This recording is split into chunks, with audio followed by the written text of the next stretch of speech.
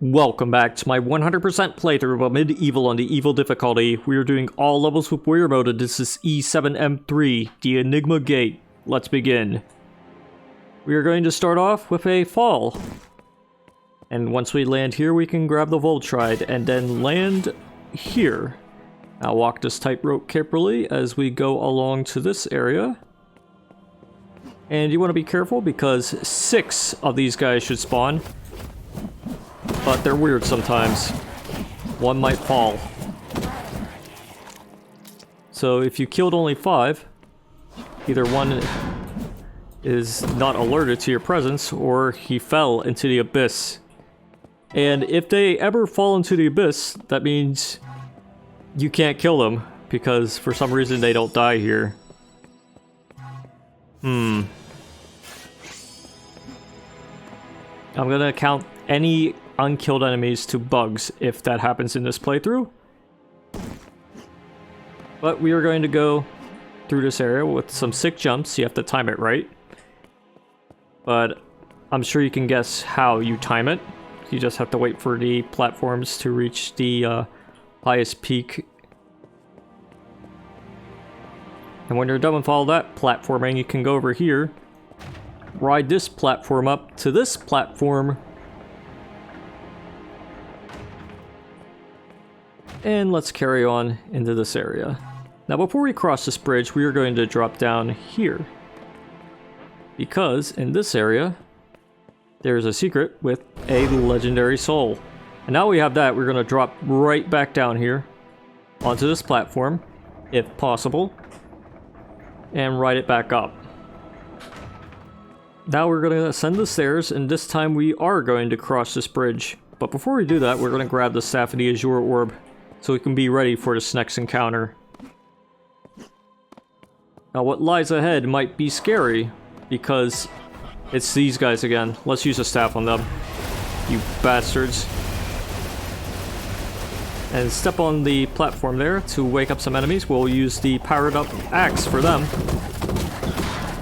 And they might hurt, because they're all throwing these damn projectiles and they sting like a bitch, so let's get rid of these guys too.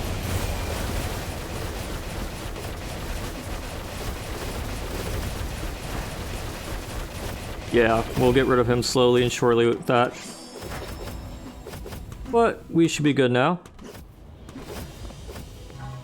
Should be enough kills, and we'll grab this mana here as well. And there are more guys here, but we'll just get rid of them with a new weapon. The Star of Torment. Yes sir, let's grab that. Use it on these two. Grab some more mana while we're at it. And let's ascend this area. Get rid of these guys too. You can use the staff or the Star of Torment. I'm going to use the staff. But I'll use the star on you, buddy. Your James Bond lasers. Now I was sparing these guys until now, but you can kill them anytime. Because they are slippery bastards no matter what.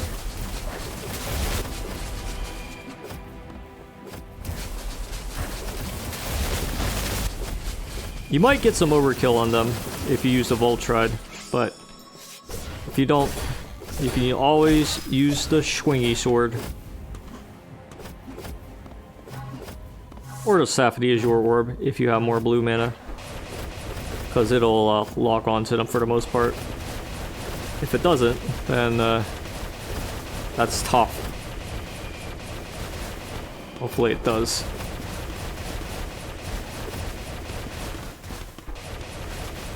Yeah, I'm sniping them from down here. You can snipe them from anywhere you want, really. Down there, up here, whatever works for you. You just need to get them out of the way. Especially this fellow. Yeah, get out of here. Alright, 30 enemies dead. That's the most you can kill in this part. But the next part is why you get this Eternum. And if you want to go back and grab any souls, any health, you can feel free to do that, but I'm going to go through the portal right now to be led in this area. Your soul is ours. Yeah, it's my evil voice impression. Whatever this force is, I don't like it, so we're just gonna fire the Eternum. Especially if it's gonna spam these guys at me. I'll spam Eternum shots back. And you? You get the Star of Torment.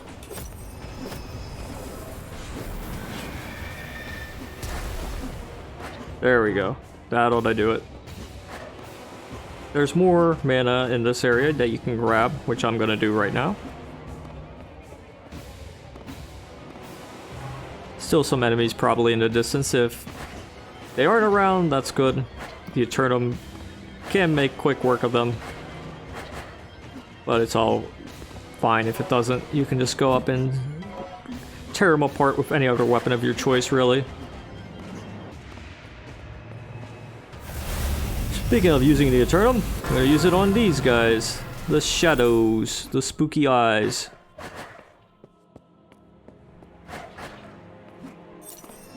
Yeah, I'm just spamming this bad boy. It's for the best. Speaking of spamming the Eternum, we can't do that without more ammo, so make sure you grab that as well.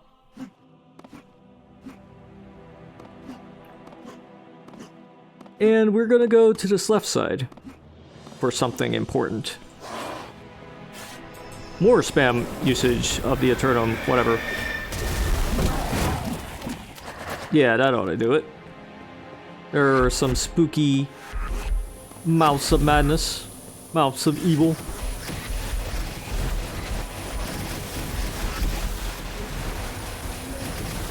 The spooky skulls, spooky skull spears, and if you fall, that's fine because you'll just get teleported back. It still is a butt clencher nonetheless, because falling isn't that good. I don't recommend it. But either way, we're just gonna let the spooky skulls all come in, because I spawned the other ones from here too, it seems. But let's just go down here and get rid of them with the Eternum. Let's lure them in, and then destroy them. And the rest get the Staff of the Azure Orb. But there was only one left, so that's good. Alright, for this area, we are going to do a little bit of a ramp climb.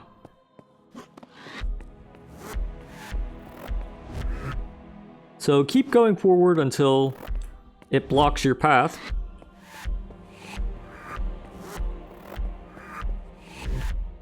That means you can go to another path, which hopefully isn't blocked.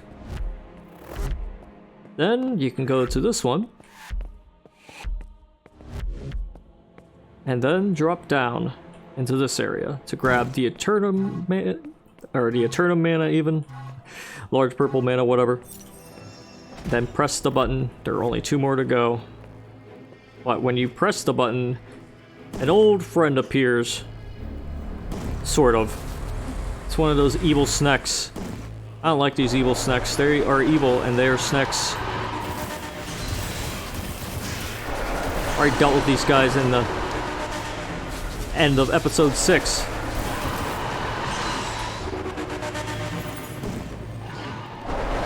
And they do a lot of damage too. Real pain in the ass. And that's why we're gonna break out Soul Power. Yeah, Star of Torment. Kills them quickly. And while we still have this, we'll try to use it. Probably won't be able to, but still, it's a thought that counts. Oh well. Let's just fire some Eternum shots. Delete these guys as quickly as we can, see if that works. And you get the axe. Yeah, that ought to do it. So, once you're done with that area, you can step over here, do some sick jumps and whatnot. Watch out for this area because there are some spooky things here. You can use the Star of Torment or probably the Staff of the Azure Orb since they give you mana for it. Either one works. But if you can't aim, use the Staff of the Azure Orb. Then step here, and you'll summon this area to appear, and you'll bring another friend in. Another annoying friend. But instead of dealing with them right now, we are instead going to go down here and get the secret with full health. Then teleport back, and then go into this teleporter. Fool. You could just fall out like this. But, doesn't matter, because you will not escape. Yeah, these guys gotta be really spooky, real spooky pains in the ass. So let's fire Eternum shots at them, and at these guys too. We're just cheesing this whole place with the Eternum, aren't we? That's fine by me, because they give you more purple mana, so you can have more opportunities to cheese with the Eternum. And I wouldn't have it any other way. Well, I preferably had it without the Sneck. But either way, we're have to go down here and get rid of these guys. I'm going to use the Eternum on them, because they are really painful to deal with.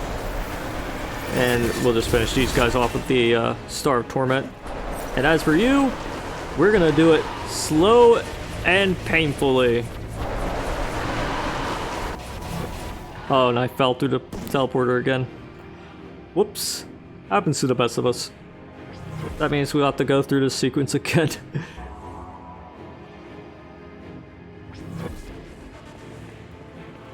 At least I get some more mana out of it, I suppose. And a potential vantage point, if you want to view it that way.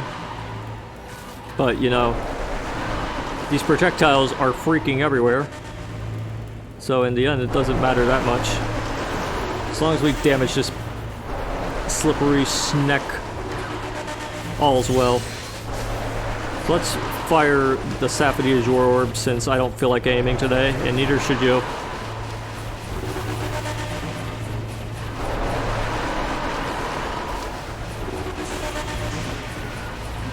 Might even get some projectiles shot at. Some of the Sneck's projectiles. Oh yeah, if you step over here, these guys will spawn, so let's get rid of them. And let's fire some shots at the Sneck.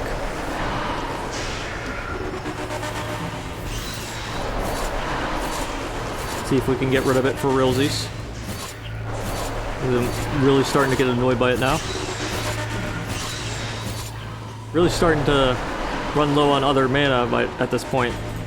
I have to fire some shots of the planets at him.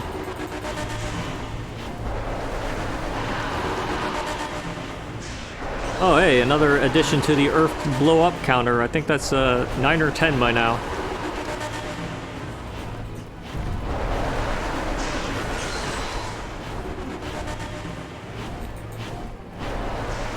Yeah, this Sneck is kind of annoying to fight. A little bit of tedium if you aren't prepared for it. I mean, you could theoretically spawn both of them.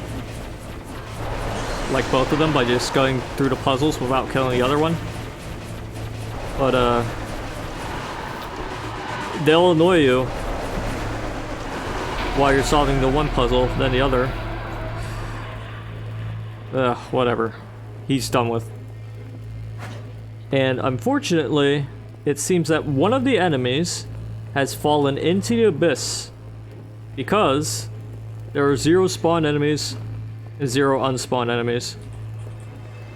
Now, I really don't feel like doing that fight with the Snecks again. And all the other fights are kind of unreliable because one enemy will fall into the abyss and not count as a kill for whatever reason. I checked it out and I think that's exactly what's happening. So we are going to assume that that enemy that fell is in fact actually dead because he's not spawned nor unspawned. It's like a Schrodinger's enemy, but it doesn't count for the kill count if they quote-unquote die that way.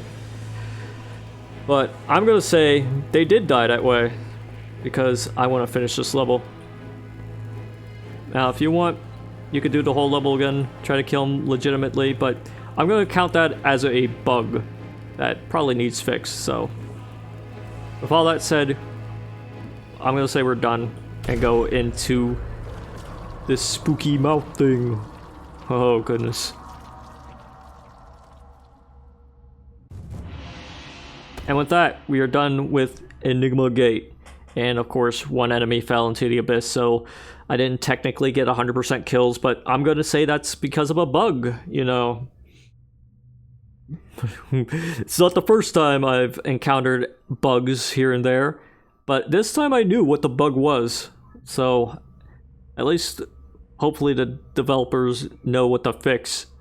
So, if any enemies fall down in your playthrough, if you do this at some point long after I post this video, hopefully the enemies will be dead when they fall down into the abyss.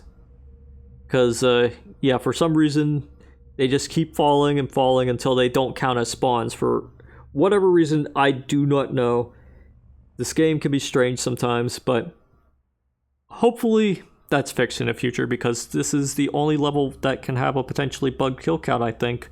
Though, I think the first level can also potentially have a potentially bugged kill count, because some of the enemies can be strange too, and there's also no way of getting back to some of them.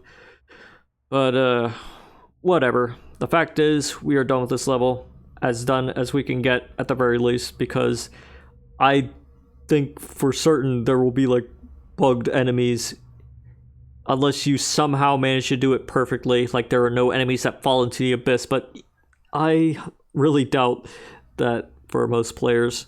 I'm sure someone's done it, but right now it's bugged, so I'm gonna say it's done either way.